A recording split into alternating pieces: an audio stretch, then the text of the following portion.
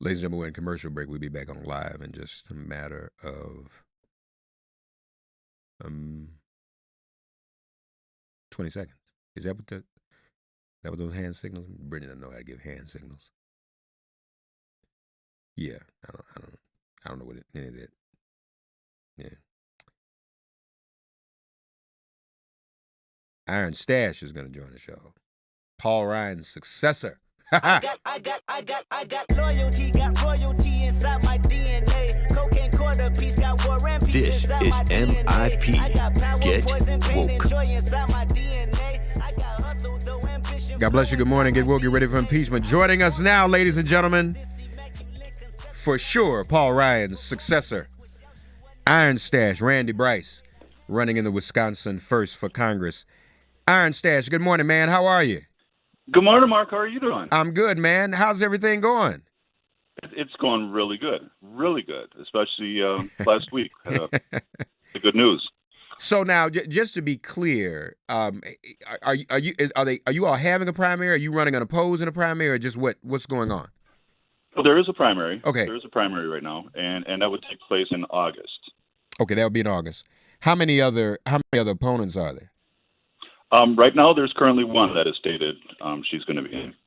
Okay, but you're clearly the front runner, right? I would have to say it's generally accepted as the official statement. So what impact has this had on your campaign now that Paul Ryan has dropped out?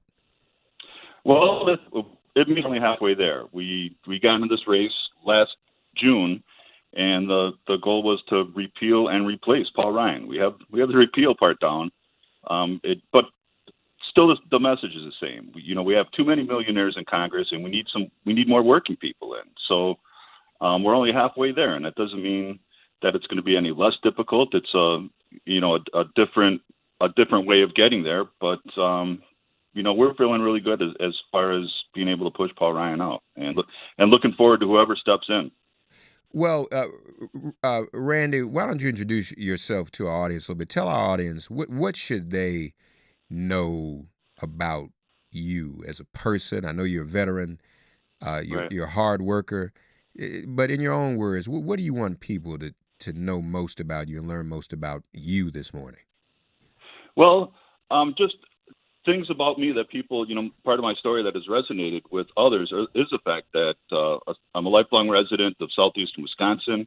After I graduated from public schools, I did enlist in the Army, was part of the Rapid Deployment Forces at Fort Bragg, spent time in Honduras. I got out. I worked with homeless veterans, was my first job, and then I saw how quickly, you could go from being a hero to a zero based on how the government values your worth. I mean, here's people that were willing to lay down their lives in defense of our country, and they come back after their service is done and don't even have a place to sleep. Mm-hmm. After the grant ran out, working with the homeless veterans, I did what just about anybody would do, whatever you could do to have a job. I had 2 full-time jobs. During that time, I was diagnosed with cancer. Now, even though I had 2 full-time jobs, none of those jobs provided any kind of benefits. I had no health insurance. And that, the bills in that really, really took me down, hit me hard. After that, I found out about the Ironworkers Union, and I signed up, went through the apprenticeship, and I've been literally building our community with my hands for the last 21 years. Mm-hmm. I became very politically involved after Scott Walker was elected governor, and saw what they did to shred up our state, to carve it up into gerrymandered districts, use voter suppression to try to kill democracy. And instead of getting more people to vote, they're trying to get least, the less amount of voters in, so that they could win. And it says a lot when the representatives choose their voters as opposed to the voters choosing their representatives. And it got to the point where I just had enough. I saw this last presidential election when Donald Trump got elected, and I couldn't believe that a man who had been so divisive, and so put off as far as calling Mexicans rapists and murderers, and my biological father is Latino. He's from Mexico, 2 generations removed. Mm-hmm. So that affected me personally as well, and just seeing that there's no leadership in Congress to stand up to this man, Families terrified in my community as far as being ripped apart and deported. It just got to the point where I said I had enough, and it came to when I saw Paul Ryan going after our health care in order to give tax breaks to the richest people in the country. I was like, no more. I mean, my mom has MS. I'm a cancer survivor. My dad has Alzheimer's, and he's in assisted living. Plus, I have a son, and so I have his future to worry about too. And we're just at a place where we're not being represented at all in Congress. And being a working person and understanding these struggles, I want to be heard, and I want to stand up for others who are struggling as well. With Randy Bryce, IronStache with us, folks. Is Wisconsin home for you? It is. Okay. It is. Born and raised here, and aside from the 3 years I spent in the Army, that's where I spent my entire life. Green Bay Packers? Of course. Milwaukee. Of course, but we do now down towards. I do have to say we've been very kind to the Chicago Bear fans, because Kenosha, Wisconsin, is just north of the Illinois border. Right. I bleed green and gold, but I understand their proximity to Chicago. Milwaukee Brewers. Yes, and I was proud to have built Miller Park, helped work on that. You built Miller Park, is that right? I did. I literally raised the road. Yeah. One of my favorites out of there when it was the Braves, Hank Aaron, of course. I was just telling my son the other day, because a couple of weeks ago we had the 44th anniversary of number 44 breaking Babe Ruth's record, and I was explaining how he started his career in Milwaukee, and he ended it, if you remember, in Milwaukee with the Brewers. Absolutely. Yeah. Absolutely. I just love going to watch him play. Just loved it, and just knowing what. And he's definitely an all-time hero of mine. Yeah, wonderful. So now they've got to the Republicans have to now nominate someone in Paul Ryan's place to run in that 1st district seat, correct? Randy, do we okay. I see. I hear you again. Okay. Yeah, so they've got to nominate someone. Right. What does that look? Any idea what they're doing, or are they scrambling? Does this kind of leave them in some disarray? Seems like it would. Right. Well, I mean, there was that full-blown white supremacist that was in. He got banned from Twitter. The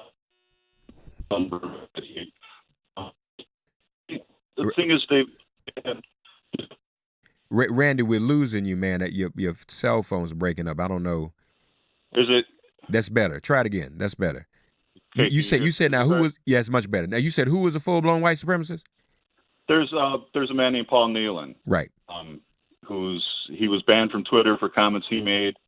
All the people that we were looking at, the local electeds or the ones that were formerly elected, have said they don't want anything to do with this race.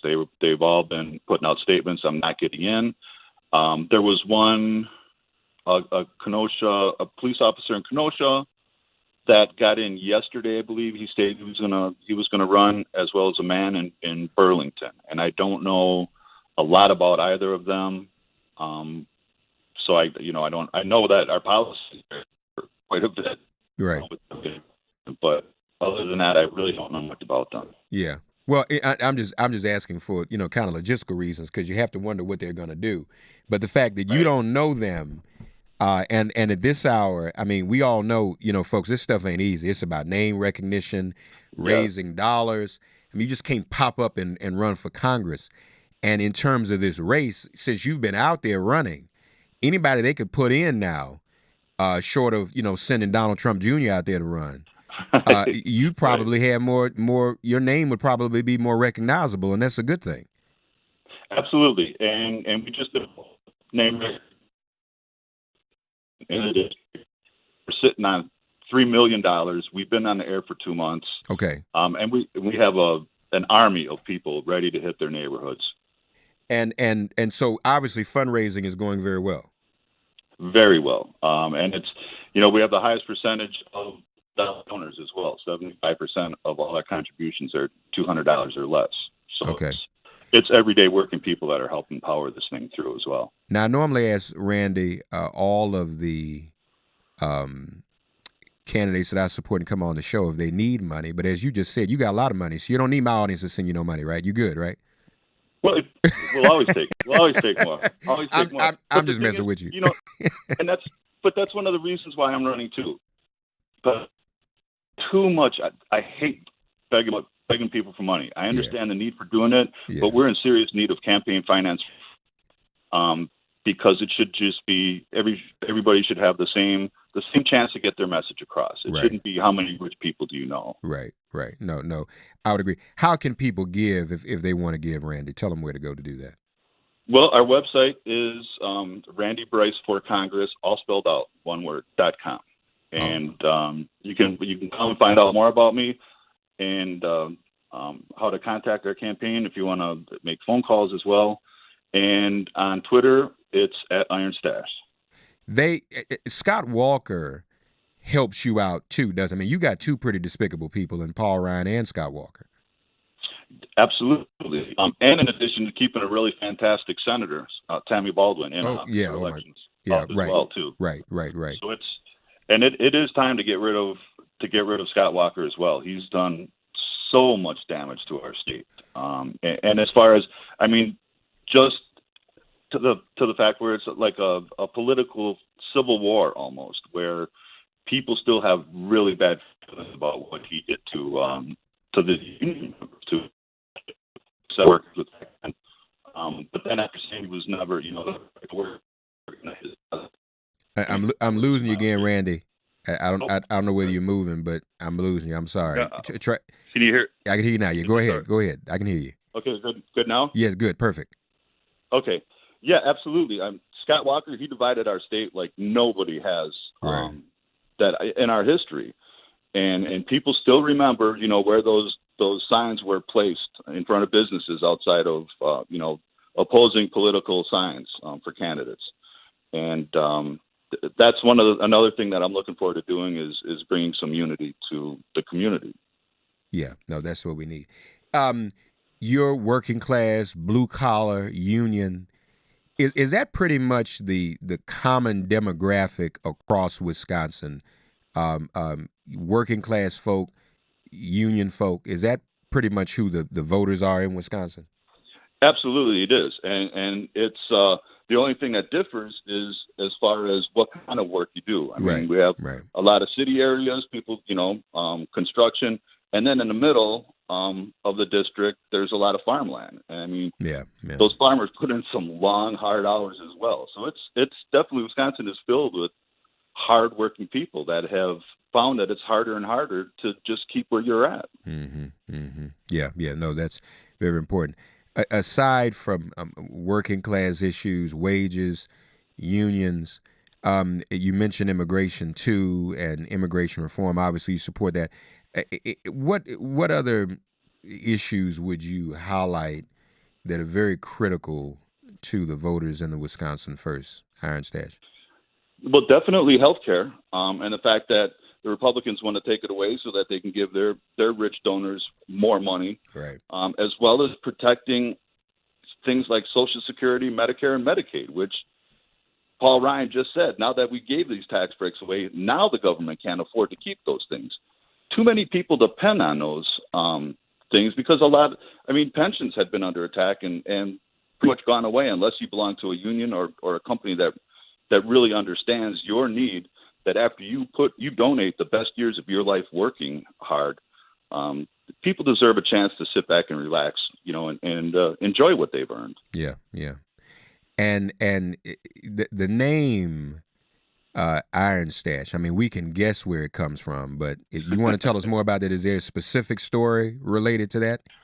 Well, we used Facebook, social media to organize during Act 10 when Scott Walker was attacking working people.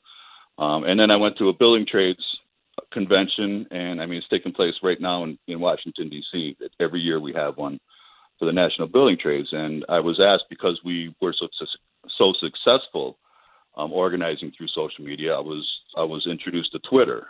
And the person was like, you should really check out Twitter. I was like, well, I haven't used it that much. And he was like, well, just come up with a name. So I was like, all right, I'm an iron worker. I have a mustache, just kind of put it together.